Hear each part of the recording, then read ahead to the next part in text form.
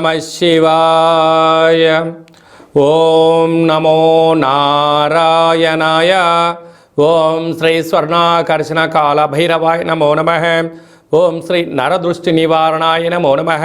అతిక్రూర మహాకాయ కల్పాంతర దహనోపమ శ్రీ అష్టకాల భైరవ దేవతాభ్యో నమో నమః. హరి ఓం. మా ఛానల్కి స్వాగతం. చూస్తున్న వీక్షకులకు ప్రేక్షకులకు ప్రియ కాళభైరవ భగవద్బంధులకి స్వాగతం పలుకుతూ మమ్మల్ని ఎంతగానో ఆదరిస్తూ ఉండబడినటువంటి ప్రియ సోదరీమణులకు సనాతన ధర్మ సంరక్షకులకు వీక్షకులకు మీ ఇంటి పురోహితుడిగా, మీ ఇంటి ఆస్ట్రాలజర్గా, మీ ఇంటి వాస్తు నిపుణుడిగా మీకు స్వాగతం పలుకుతూ ఈ శోభకృత నామ సంవత్సరానికి వీడికోలు పలుకుతూ ఈ సంవత్సరంలో ఉండబడినటువంటి అష్ట కష్టాలు ఈ సంవత్సరానికి స్వస్తి పలుకుతూ ఈ సంవత్సరంలో జరిగినటువంటి అద్భుతాన్ని, ఆనందాన్ని, ఐశ్వర్యాన్ని మూటగట్టుకొని రాబోయే కాలానికి స్వాగతం పలుకుతూ అందరిపైనను ఆ కాళభైరవ స్వామికి ఆశీస్సులు ఉండాలని కోరుకుందాం. మనకు 1వ తారీఖు 4వ నెల 2024 నుండి 8/4/2024 వరకు అనగా సంవత్సరానికి వీడుకోలు పలుకుతూ ఆదివారం రోజు మాస శివరాత్రి, సోమవారం పూట సోమవతి అమావాస్య సందర్భంగా మనం అందరం ఎలాంటి విధి విధానాలు పాటించడం వలన ఈ కష్టాలకు స్వస్తి పలుకుతూ రాబోయే కాలానికి శోభకృతనామ సంవత్సరానికి స్వాగతం పలుకుతూ ఎలాంటి ఐశ్వర్యాన్ని, ఎలాంటి ఆనందాన్ని పొందాలో ఈ వీడియోలో సవివరంగా సంపూర్ణంగా తెలుసుకుందాం. ద్వాదశ రాశుల్లో గ్రహ గమనాన్ని కూడా ఒకసారి వీక్షింపచేద్దాం. మేషరాశిలో బుధుడు మరియు గురు సంచార స్థితి, కన్యరాశిలో కేతు సంచార స్థితి, కుంభరాశిలో కుజుడు శుక్రుడు శని సంచార స్థితి, మీనరాశిలో రవి రాహుల సంచార స్థితితో గ్రహ గమనాలు ఈ విధంగా ఉన్నాయి.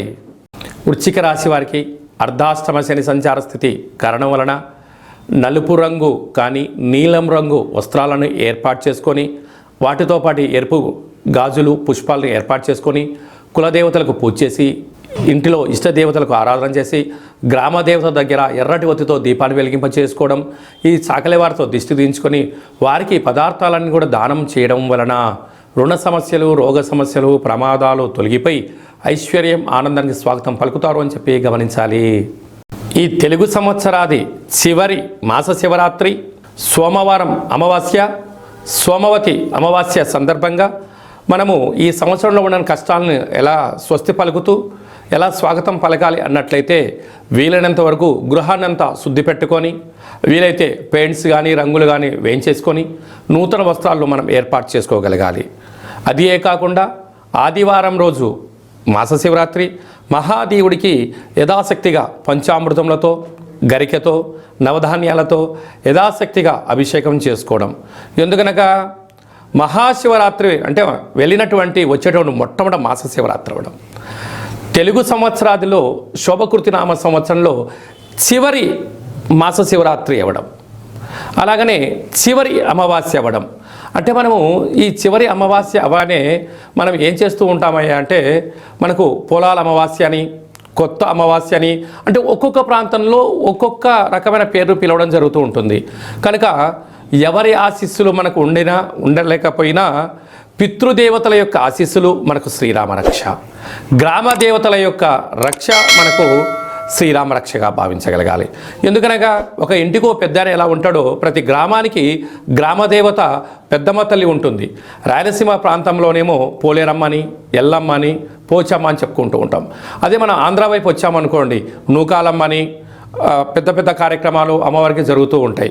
మనకు తెలంగాణ రాష్ట్రానికి వచ్చేటువంటి లోపల మైసమ్మని, నల్లపోచమ్మని, విశేషంగా బంగారు మైసమ్మ అని చెప్పి పెద్దమ్మ తల్లి అంటాడు. అంటే ప్రాంతం ఏదైనా భావము ఒక్కటే, అమ్మవారు సహస్రాది రూపాలలో ఉంటారు. కనుక అమావాస్య రోజున తెలుగు సంవత్సరానికి అమావాస్యకు వీడుకోలు పలుకుతూ ఈ సంవత్సరంలో జరిగినటువంటి ఆటంకాలంతనూ కూడా తొలగింపజేసే శక్తి ఈ యొక్క కొత్త అమావాస్య అంటారు. అంటే కొత్త సంవత్సరానికి మనం స్వాగతం పలకబోతూ పాత సంవత్సరానికి వీడుకోలు పలుకుతూ ఈ కొత్త అమావాస్య రోజు మనం ఏం చేయాలి అన్నట్లయితే గతించినటువంటి పెద్దవారి యొక్క స్మరణ, వారి పేరు పైన మనము పశువులకు కానీ బ్రాహ్మణులకు కానీ స్వయం పాకం దానం ఏర్పాటు చేయడం. రెండవది కులదేవతలు. ఇష్టదేవతలు, గ్రామ దేవతల యొక్క పూజ. అందుకే ఇలాంటి కాల సమయంలో మనం ఏం చేయగలగాలి అన్నట్టయితే ఇంటినంతా శుద్ధి పెట్టుకొని ఇంటి గుమ్మాలకు కానీ సింహద్వారాలకు కానీ శ్రీరామ అనేటువంటి అక్షరాలను రాసుకోవడం, స్వస్తికి రాయడం, అలాగనే ఇంట్లో పూజామందిరంలో దేవతల్ని శుద్ధి పెట్టుకొని అఖండమైన దీపాన్ని ఆ ఒక్క పూట పెట్టుకొని, మనకు పులగము అంటారు రాయలసీమ ప్రాంతంలో, అలాగే మనకు తెలంగాణకు వచ్చినప్పుడు కిచిడి అంటారు, ఆంధ్ర ప్రాంతానికి వచ్చినప్పుడు పులిహోర అంటాం. అంటే ఒక్కొక్క ప్రాంతంలో ఒక్కొక్క రకం అంటే ఉడికేటువంటి అన్నంలో అంటే బియ్యంలో పెసరపప్పు కొద్దిపాటి పసుపును వేసి అన్నాన్ని ఉడికింపచేసి తెల్ల నువ్వుల పచ్చడిని ఏర్పాటు చేసుకొని, అలాగనే గారెలు, బూరెలు, ఉండ్రాళ్ళు, భక్ష్యాలు లాంటివి చేసుకొని కులదేవతలకు నైవేద్యంగా పెట్టి గతించిన పెద్దవారికి నైవేద్యంగా ఏర్పాటు చేసుకొని, అవన్నీ ఏర్పాటు చేసుకొని ఒక కొత్త చీరే, 2 జాకెట్ పీసులు, గాజులు, పూలు, పళ్ళను ఏర్పాటు చేసుకొని మన ఇంట్లో అంటే మన ప్రతి గ్రామంలో చాకలి వాళ్ళు ఉంటారు, వారిని పిలిచి వారికి బొట్టు పెట్టి గాజులు పెట్టి వారి చేత మీరు ఇంటి యజమానులందరూ కూడా చీపిరి అనగా జాడు అంటే మనకు తెలంగాణ ప్రాంతంలో పొరక అంటారు ఒక్కో ప్రాంతంలో, వాటితో దిష్టి తీయించుకొని ఈ చాకలి వాళ్ళను ఇంటి ఆడపడుచుగా మనం భావిస్తాం కనుక ఈ వండినటువంటి పదార్థాన్ని వారికి నైవేద్యంగా పెట్టి వీరికి ఆడపిల్లగా మనకు ఆడపడుచుగా భావించి పెట్టడం వలన సాక్షాత్తుగా అమ్మవారి యొక్క రూపమే వారి అని భావించాలి కనుక వారికి ఆ రోజు వారి చేత ఇంటిలో దిష్టి తీయించుకోవడం, ఇంటిలో ఒక గుమ్మడికాయని పలగొట్టించడం, వారి చేత మనము ఆశీర్వచనం పొందడం, వారికి ఈ యొక్క స్వయం పాకాన్ని వండినటువంటి ఈ పులగాన్ని ఏర్పాటు చేయడం వలన వారే గ్రామ దేవతల రూపంగా భావించాలి. ఇచ్చి ఏర్పాటు చేసినట్లయితే మనకు పట్టినటువంటి శని, మనకు పెట్టినటువంటి దరిద్రము సర్వము తొలగిపోయి సంపూర్ణంగా ఐశ్వర్యానికి రాబోయే సంవత్సరానికి స్వాగతం పలుకుతారని చెప్పి గమనించాలి. వీలైనంత వరకు చాకలి వాళ్ళతో దిష్టి తీయించుకోవాలి.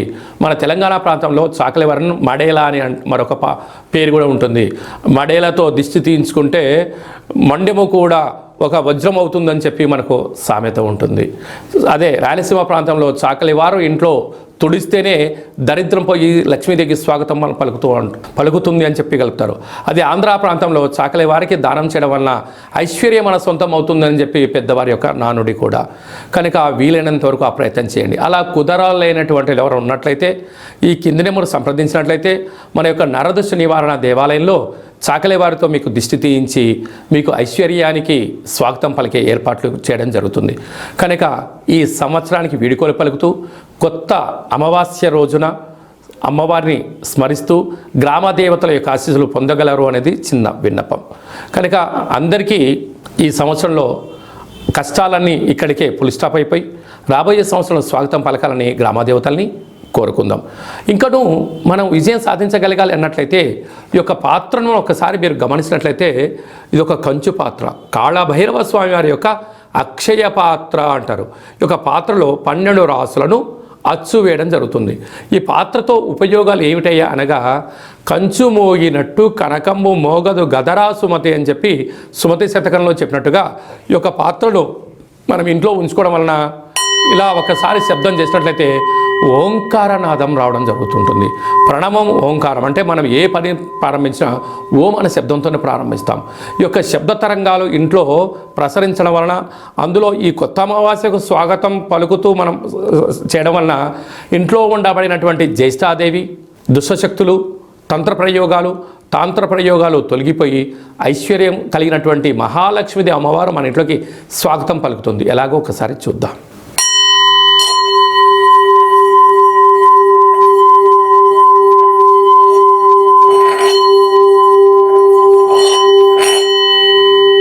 ఈ యొక్క ఓంకారనాదాన్ని స్మరణ చేయడం వలన ఇంట్లో కాళభైరవ స్వామికి ఆశీలు కలిగి అమ్మవారి యొక్క ఆశీలు కలిగి అద్భుతం కలుగుతుంది.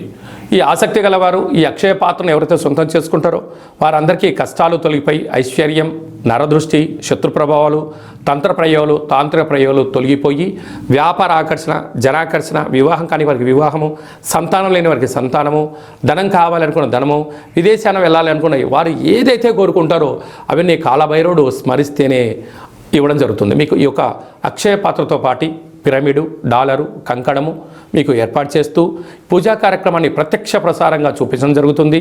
మీ పేరుపైన 41 రోజులు కుష్మాండ దీపాన్ని కూడా పెట్టడం జరుగుతుందని చెప్పి గమనించాలి.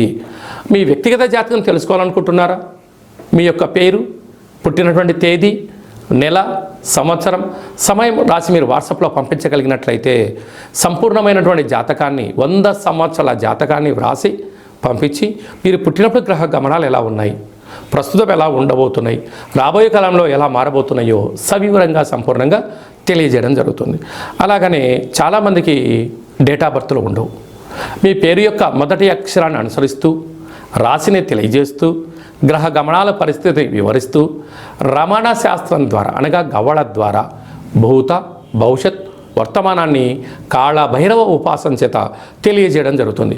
ఆసక్తి గలవారు, జ్యోతిష్యం తెలుసుకోవాలనుకుంటున్నవారు, జ్యోతిష్యం అనగా భవిష్యత్తుని ముందే అంచనా వేయడం, దానికి అనుకూలంగా ముందుకెళ్ళడం కనుక తెలుసుకొని మిమ్మల్ని ముందుకు తీసుకెళ్లే ప్రయత్నం జరుగుతుంది. కనుక ఆసక్తి గలవారు ఈ కింది నెంబర్ సంప్రదించి వాట్సాప్ ద్వారా, ఆన్లైన్ ద్వారా, ఆఫ్లైన్ ద్వారా అపాయింట్మెంట్ తీసుకొని సంప్రదించగలరు. అలాగనే భార్యాభర్తల మధ్య తరచూ గొడవ పడుతున్నారా? పోలీస్ స్టేషన్లు గొడవలు మనశ్శాంతి లేని జీవితం పొందుతున్నారా? మీకు కాళభైరవ స్వామి యొక్క ఆశీల చేత, పేరులో స్వల్పమైన మార్పు చేత, చిన్న చిన్న ఆచరణల ద్వారా మీకు ఉండబడినటువంటి ఆటంకాలు తొలగిపోయి ఐశ్వర్యం కలగాలని సలహాలు సూచనలు జరుగుతుంది. మీ అబ్బాయి కానీ అమ్మాయి కానీ ఎంత ప్రయత్నం చేసినా వివాహం కుదరట్లేదా? వచ్చినటువంటి సంబంధంలో అమ్మాయి జాతకంలో ఏమన్నా గండాలు, దోషాలు ఏమైనా ఉన్నాయా? అంటే మన అబ్బాయి యొక్క జాతకంలో కానీ మన అమ్మాయి యొక్క జాతకంలో ఎలాంటి యోగాలు ఉన్నాయో కూడా మీకు తెలియచేయడం జరుగుతుంది. కనుక అందరికీ ఈ సంవత్సరానికి వేడుకోలు పలుకుతూ ఈ కొత్త అమావాస్య రోజున కాళికామాత, కాళభైరవ యొక్క ఆశీస్సులు పొందాలని కోరుకుంటూ ఆశీర్వచనం. ఓం కాళకాలాయ విద్మహే కాళాతీతాయ ధీమహి తన్నో కాళభైరవ ప్రచోదయాతు. శతమానం భవతి శతాయు పురుష సతేంద్రియ ఆయుష్యేవేంద్రియే ప్రతిష్టతి. ధనం ధాన్యం బహుపుత్రలాభం శత సంవత్సరం దీర్ఘమాయు. మహా అమావాస్య, మౌని అమావాస్య, దేవత కాళికా దేవత, కాళభైరవ దేవత అర్పణమస్తు. ఈ వీడియో మీకు నచ్చినట్టయితే లైక్ చేయండి, షేర్ చేయండి, మా ఛానల్ని సబ్స్క్రైబ్ చేసుకోండి. మేము చేస్తున్న వీడియోలో మీకు ముందస్తుగా నోటిఫికేషన్ రావాలి అన్నట్టయితే గడ్డ సింబల్ ప్రెస్ చేయండి, అలానే బటన్ కూడా తెలియచేయండి. ఈ యొక్క కొత్త అమావాస్య యొక్క అమ్మవారి యొక్క ఆశీస్సులు మీరు అదనంగా ఉచితంగా పొందాలి అన్నట్లయితే మీరు ఎవరి క్షేమానైతే కోరుకుంటున్నారో లేక మీ క్షేమాన్ని ఎవరితో కోరుకుంటున్నారో వారికి ఈ వీడియోను ఫార్వర్డ్ చేసి ధర్మాన్ని కాపాడుతూ అమ్మవారి యొక్క ఆశీస్సులు పొందగలరు.